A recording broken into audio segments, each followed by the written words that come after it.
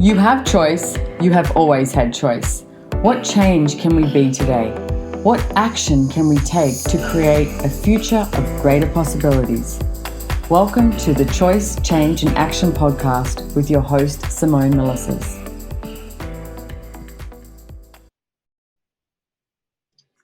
Hey everybody, welcome to the Choice, Change and Action podcast. You are with me, Simone Milasas, your host, and today I have Nicole Kim all the way from New York in the US.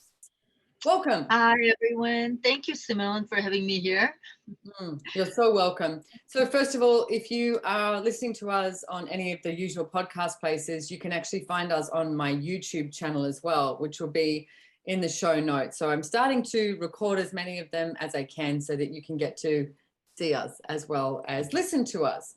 So I have had Nicole Kim on a podcast that I did last year, and we spoke about investing. And it was actually one of the podcasts that I have received a lot of feedback from that changed people's realities in regards to investing. I've had quite a few people, close friends of mine, say, hey, after listening to that podcast, I opened up a trading account, or I did something, or I changed my point of view, etc. So that's sort of where I would like to come from with this as well, is, you know, wherever you are at right now, if you're, you know, huge into investment or whatever sort of investments you have, what if you could sort of increase it, and whether it even is just starting it? What if it's just starting? I highly recommend to listen to the podcast I did with Nicole before, so that you can get some of those tools too to start up your investment portfolio of whatever that looks like. But today, I wanted to sort of re-engage with Nicole again and talk about a couple of things. One of them is listening to the whispers, like listening to the whispers that the universe, the world has on offer, especially in, you know, the volatile times. But I'm going to say, like, it's sort of like Captain Obvious right now that we're in volatile times. And, you know, I looked at my portfolio, portfolio yesterday, and I was like, okay, 90% of my stocks are down, but I was like, okay, there's like, the world is very interesting. The USD, the euro, like all the different currencies, and how that's working and how it's engaging and how it's interacting. But what if none of it, we had this fixed point of view, and what we were willing to do is actually listen to the whispers of the financial world, listen to the whispers of, I'm going to say, call it like your gut instinct and what you actually know and what you can choose. Listen to that. And also, where are you looking for this like security in what you're choosing, rather than going from what you know? So one of the things that we were talking about before we started this podcast was how many people are starting to freak out about losing what they've decided is their predictable security, is what I'm going to call it. So what are you noticing in New York, Nicole, and with the people that you're surrounded by? And let's start with that. Yeah.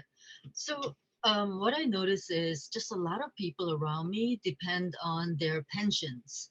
So, you know, they get that from the US government, or like New York. I live in New York, so New York State government. You know, so those people are like policemen and firemen, teachers, and, you know, state workers, right? So these people get pensions, and they sort of project their future out as to, after 10 years of service, they'll get X amount of money every month until they die. Or if they work for like over 30 years, I don't remember the exact numbers of the years of service, but like, let's say if they work for 30 years and they retire, they get like, you know, I don't know, some amount of money every month, supposedly like quite comfortable kind of amount in your retirement until they die. So they seem to um, have this sort of like very significance around it.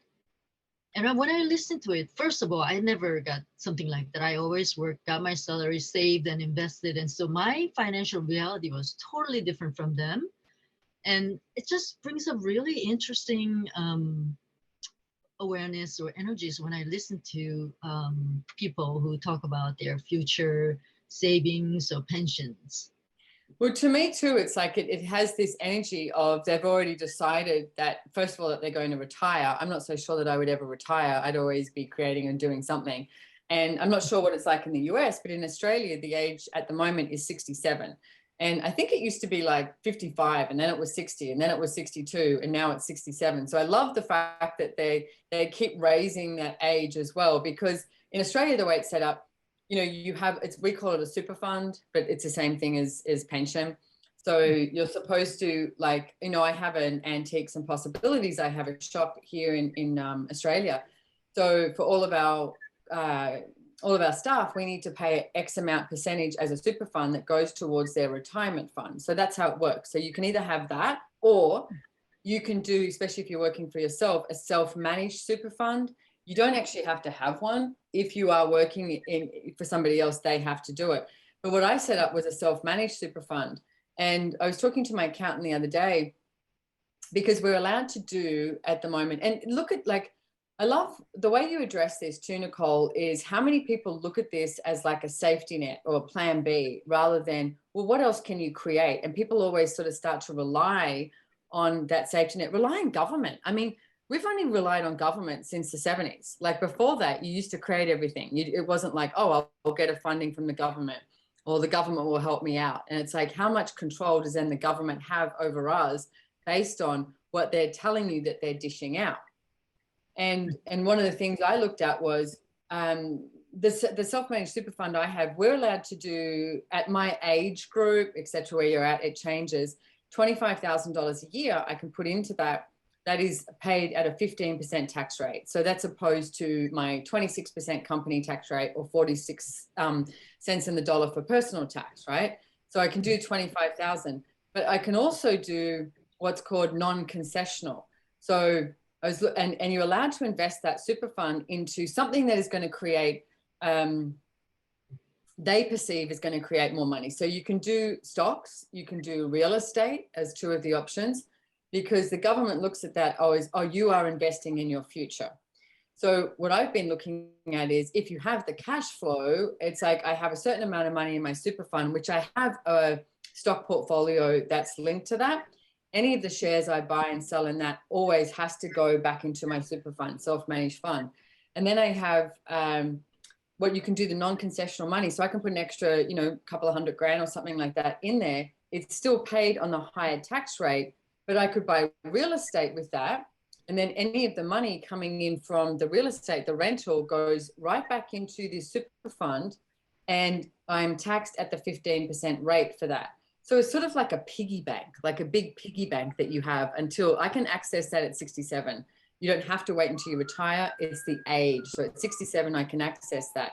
So what I'm looking at is, I'm not looking at this as a security. I'm looking at this as almost like this fun, joyful, big piggy bank I have, that's allowing me to create, a different future at a better tax rate, as such.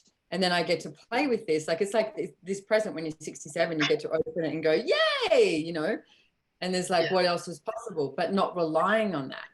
And I mean, I don't know what you've got, what have you got set in motion? Because you were saying that you don't have this quote unquote security, that the government is the ones that is projecting that at you. That's what you should have. Well, what was your question again, Simone? What have you got?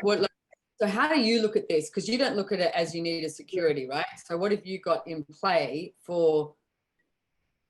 Right. So I have multiple things. I have multiple businesses, and I have my trading and investing accounts, multiple of them.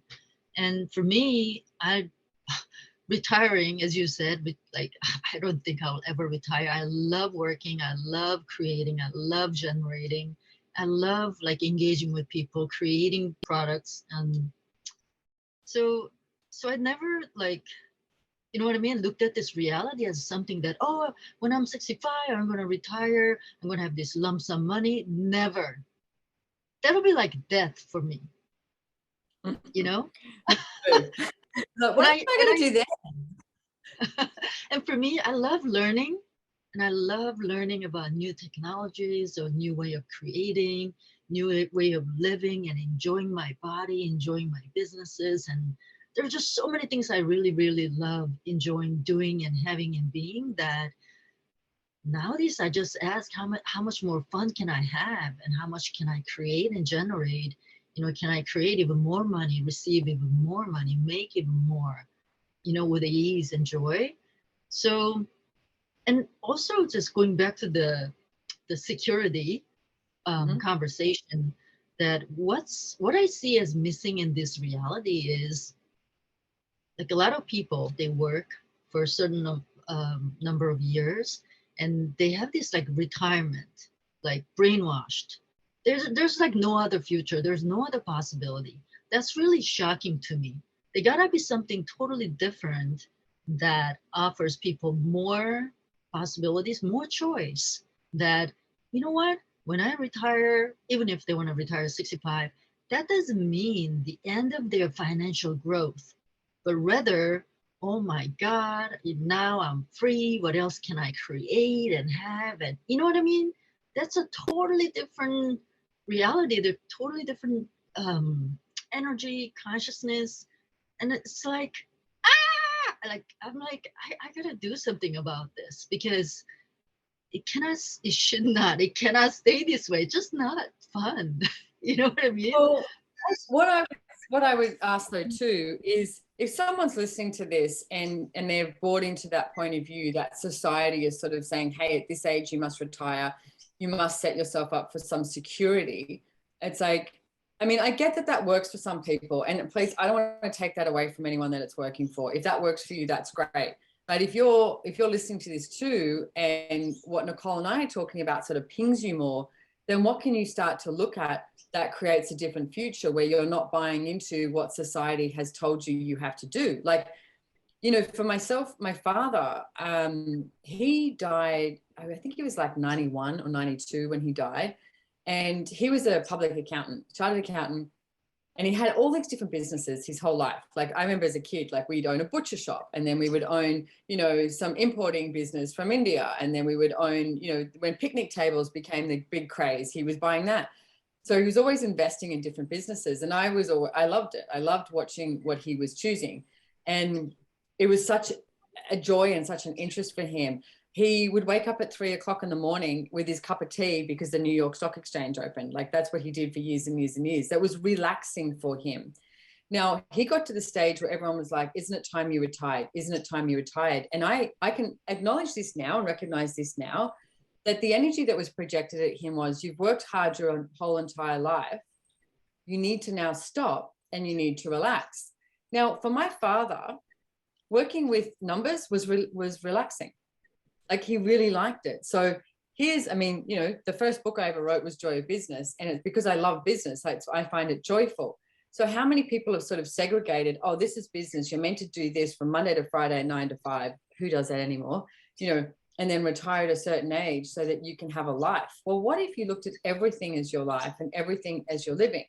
And I know my dad, I mean, he was doing bookwork for the local bridge club in Noosa until the day he died. My mother didn't know. He literally, like, you know, some people, partners might sneak off and go to the bar or go do something like that. My dad used to sneak off to go to the bridge club to do their bookwork because he loved it. So if you're living your life looking for that end result and that security that society has said that you have to reach for so that you can then relax, what I'm asking is, what if there was a different choice and there was a different life and a different world that you could ask for and that you could choose? And what if you gave yourself permission to choose anything, absolutely anything? It doesn't matter who is choosing what around you. What if the security that you were asking for and you're engaging with is you, your awareness and your knowing and what you know is possible for you? That's the world that I would like to invite you to, is something completely different. Yes. So interesting. It's like, what I'm going to ask you, what questions or what tools would you say that we can use to invite people to outcreate that energy of must having security? I must have security. I must have security. Because it's different from the US to Australia. I know that. And it's like, it's different in the different industries, like, of what that is. But like, do you For me, Yeah, like the security, the word with the energy that I perceive around the word seems to be very small and contracted. But when I think of multiple streams of contributions or income, that is so much more fun for me. I see that I see them as more expanded world of possibilities and choices that I could pick from or play with, and I would always be so happy and joyful when I have all these things to play with, things that continue to generate money for me until I leave this body. Um, so, So what I, are some ways that you could invite people to actually start to choose that for themselves as well? Like just I to mean, start. yeah, the first is like, what do I enjoy doing? And what am I really good at that I don't even consider that I'm good at because it's like a play for me? And what if I use it to my advantage? I could have even more fun, create money, maybe exorbitant, like amazing amount of money as well. That kind of question, because that's where I start from always. Like, what do I enjoy doing? What am I really good at that other people are not? Yeah. So what I'm going to recommend too is with those questions that Nicole's asking is what if you started to write a list? Like you put it in your phone, old school, pen and paper, and when something pings you, like we were mentioning right at the beginning of this podcast, those whispers, because you will get those whispers. You might be going for a run or taking the dog for a walk or cooking or in the shower or anything like that. And you'll get these whispers. And from those questions that Nicole was asking, it's like, what am I great at? What do I enjoy? Because most of the time that what you are great at and what you enjoy, you have decided is absolutely useless. Your point of view is, oh, everyone else can do that. And it's like, that's not special, that's not whatever. And it's like, no, it's like if you find something really easy, ask, okay, is this an area that I could create a revenue stream from? And write that down and look at it every week and ask, okay, so can any of these be turned into a revenue stream? And Nicole, I noticed you said making an amazing amount of money. And what I would like to add too is because you say amazing amount of money, what is that to you? Like, what is that to you? What is that to somebody else? It's everyone has a different point of view about what an amazing amount of money is. I remember years ago, I used to work at when I was importing and exporting, and I would work at these markets in Sydney. I do Glebe markets and Bondi Beach markets every weekend. And at the end of the day, you got all the stall owners and stuff walking around packing up, and everyone would be like, hey, how's your day? And someone would go, oh, I had a great day. Someone would be like, oh, not too good. And I noticed it was like everyone's definition was different. Like there was a guy near me who used to hand make these cards, birthday cards, etc. And to him, a good day was like $250. That was a really shit day for me. It's like, if I wasn't doing minimum $3,000, I wasn't having a good day. And I chuckled on the way home one day because I was like, everyone has a different point of view of what a great day is. So, and what if it's not about the amount of money? What if it's also about your willingness and desire to receive? Because there's what I've noticed throughout my choices, there's so many different things that I've chosen that may not have had an amazing amount of money show up initially, but I've chosen it because it's got this huge big like whisper of the universe, like this energy in my world that's like, yes, let's choose this. Some of them I've lost money on. And it's like, but I gained so much awareness. And then some of them I've made lots of money. Again, I've gained lots of awareness. So if it wasn't sort of like this streamline into it's got to equal a certain amount of money, then my question is, what would you choose? What would you add to your life? Like, what else is possible beyond what you're currently choosing? Like all of these questions. And what else would you choose that nobody else is choosing? Because that's the thing for me with the security, Nicole, is to me, it's such a projection and a judgment and an expectation, like you said, that you maintain this smallness rather than if you destroyed and uncreated all of those points of view and what everyone else is choosing around you, what would you choose as your life? What would you choose as your world? What would you choose as your financial reality? Like what actually works for you? And start to look at that. and start to take action. I mean, this whole podcast is choice, change, and action. It's like, so start to take some action. So Nicole, go ahead. And just for those of you who have pensions, don't give them away, don't give them up. Keep them, and you could expand even more than that, and always choose to do something that you enjoy as well, instead of you feel like you're stuck in your job and you have to keep it on for 30 years, 20 years until you get the pension.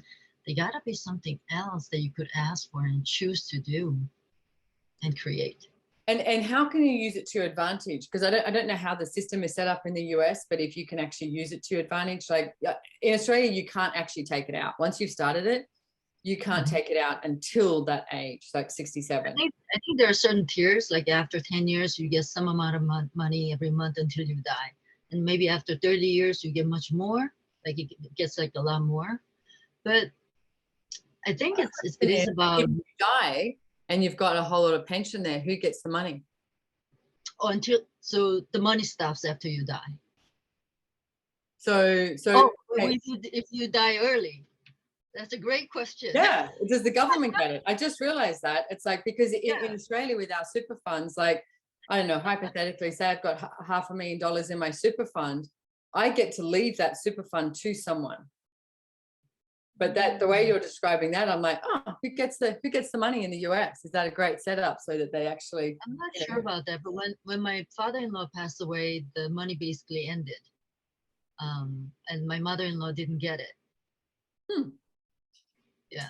I wonder what that is. But here's the thing, educate yourself, start to look into how you can use things to your advantage. Like at the moment, I was giving that example of how I'm using my super fund, and I'm engaging and indulging in that and putting some more money into my super fund as a non-concessional, transfer of money so that I could buy more real estate.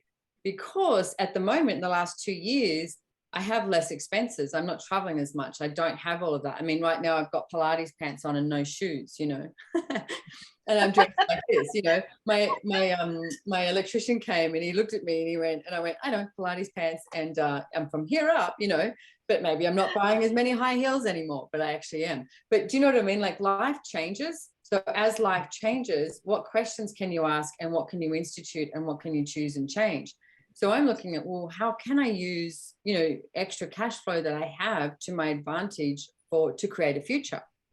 So question, Nicole, what are you currently looking at that is different with your finances? What are you currently looking at that is different with your, investing? What are you playing with at the moment? I'm looking at a lot of different technology now. Biotech. Huh? Tell me more. I told you, I shared with you last year when we spoke that I used to consider myself as somebody who's not that smart or who doesn't know that much about investing. And once I got over that, the whole new world opened up to me. And then following the whispers of different companies and energies, like more and more opened up for me. And it's just, even with investing, there are whispers. It's just really, really amazing. And I play with them, asking questions. But right now, I'm very interested in new technology. They're just all over. I mean, look at all the mega companies, technologically driven mega companies, and also new companies. And we have blockchain technology as well that is becoming more and more and more popular. And it's not stopping there. There's so much more opening up. And so I'm like, oh, wow. Now, like, I would like to look at the technology side of it, not only the investing side of it, because until now, I caught myself recently that why do I think that I should not learn about blockchain technology? Mm-hmm. Because I got over that as well. So now I'm like, wow, what else can I play with? Can I actually learn the more technology side of what's happening? I like that. And I like that you're actually asking questions about it. I'm just going to find this book, because I started reading it, and I don't know about you, but you know, the last few years I was like, I'm home, I'm going to buy all these books and I'm going to read all these books. And I just had so many of them. And my new best friend is actually Audible. So, because I started reading this book, where is it? Here's my library. I started reading this book and I haven't finished it, but it was brilliant. And I just bought it on Audible and it's about blockchain. So that's where I'm trying to find it on my Audible, and it's not showing up. So I'm gonna keep trying to find it. But here's what I want to comment on too: is you're looking at like investment with you know, technology and finding it out. But I just really want to say, please, everyone, don't look at something as the answer. Like I know Nicole's not looking at this as the answer. She's going, what's occurring in the world? What are the whispers? And how can I use this to my advantage? And what do I know? And it's like, you know, where can I play and create revenue streams from? But the second you make something the answer, that is what will end up controlling you. So have a look at where the world is going. And for me, it's like you know, I just had a meeting with everyone that I work with this morning, and they said, what are we doing? Where are we heading? Like with the podcast, with, you know, I have this choice, change and action membership, etc. And we're relaunching a whole lot of things. And I said, for me, I would like to give that invitation that everybody can soar above everything that is going on in the world. And by your choices, by being so true to you and what it is that you desire to choose, we get to create a different future. So it's not this fighting against, it's not buying into this reality and what people are telling you it should be. It's like, listen to what it is that you would like to choose and start choosing it. It's like, what's the worst thing that is going to happen? I always look at, okay, so you can stumble and fall. When you stumble and fall, who cares? It's irrelevant. It's irrelevant. What are you going to choose the next day? Are you going to pick yourself up, dust your knees off and go, okay, let's go? It's like, what if this is now the time and the space that we get to create a really different future financially, energetically, like, you know, I want to say emotionally, like with our, how, you know, happy we can choose to be, etc. All of that and more. Oh, so that's another thing that I'm choosing for myself. That's like self-care, spending time with myself instead of just like always chasing after money. Because, you know, for me, like investing in myself is just so important. So you mentioned that before too, about like with your body too. So what are some of the things that you are choosing? So I'm doing Qigong and Tai Chi Nice. and Pilates as well, and walking. And, you know, waking up in the morning, like saying gratitudes, thankful words toward other people, like energetically, right? I mean, obviously they're not in my bedroom, in my bed, and being Oh, thankful toward them. that's a whole other podcast, isn't it, Nicole? Yeah, totally. Who do we sleep with, right? Without realizing. And being thankful to my husband, you know, those people who are right next to you, and you forget to be thankful and sort of like take them for granted, and just, you know, being kind and being grateful to them, and tell them this, how much you appreciate them every day. So I went over to my husband's office. Hey, can I come in? And he was like, what do you want? Like he was doing stuff. So he didn't want me there right then, because I don't normally go into his office, you know? So I just wanted to give you a hug. He looked at me and was like, are you okay? It's like, yeah, I just wanted to give you a hug and tell you how much I love you. And he was like, okay, you know. It changes reality though. It really does. Yeah, it really does, you know. It's such a small thing, but we haven't been doing that. And how much more can I acknowledge other people or tell them how much I adore them and love them? Um, it really changes. And the same for my body as well. Like waking up in the morning, instead of like rushing to grab my phone and check all the messages, I go like, oh, body, thank you, thank you, thank you, thank you, you know, and just start conversing with my body and just asking questions to the earth, to the universe, to other energies and possibilities that are just all over me, and asking for their contribution to create together every day. Thank you so Yeah. much. And I noticed that, yeah, because the last couple of years of being home as well, I've so much done these tours, like was away for so long. I'd come home for a week and basically do dry cleaning and get groomed and then go again, and being home has been a really different reality for me as well. And every morning I wake up and I go, good morning. And I'm like, hey, buddy. And I'm like, what would it take for today to be greater than yesterday? Or I start asking questions and look at what I can be in the world today. And one of the things, I was away in Costa Rica with Gary Douglas, the founder of Access Consciousness. And I was asking him about like how he chooses, like what he looks at when he chooses. And he said, every choice I make is to create a greater world. So I've been looking at that as well. What if every choice I made was to create a greater world? And what does that look like? I have no idea, but let's go, let's explore, and let's have way too much fun. So yes, thank you. And including your body is here. Hey, I found this book. It's called, can you hear the birds? They're so loud out here. They're so wonderful. Yeah. Like, guys, I'm doing a podcast. No, I'm kidding. It's called the Truth Machine. And I found it really interesting because I had a lot of people talking about coin listing, blockchain, etc. And I had a resistance to it. So what I find is when I have a resistance to something, I ask to educate myself about it. Like you said, you like like learning new things.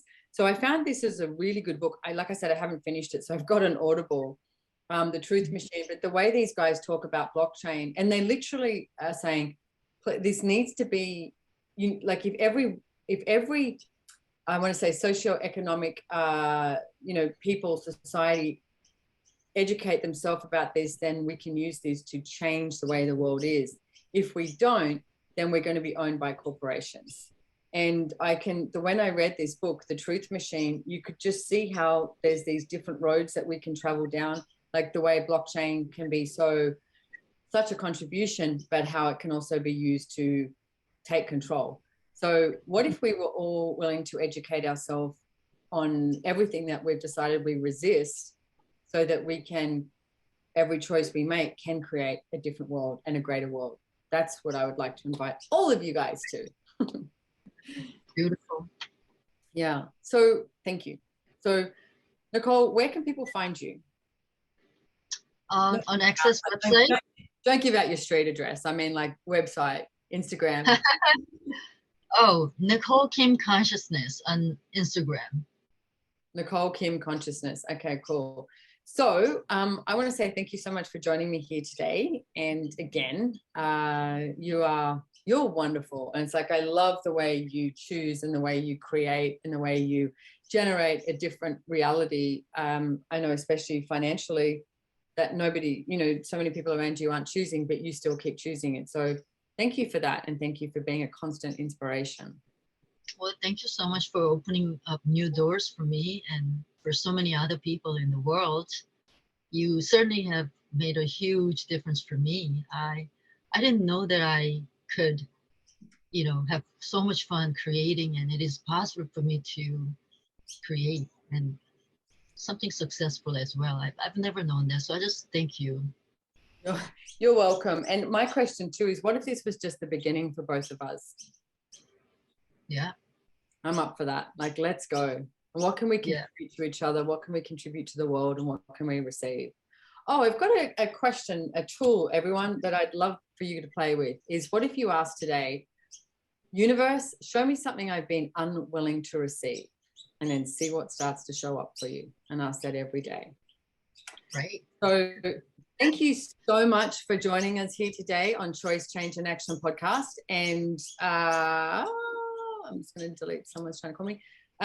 Please, it's like, share it with everyone. It's like, look out for next year. We've got a whole bunch of new things occurring, and we're relaunching my Choice, Change and Action membership, which you can join up in January.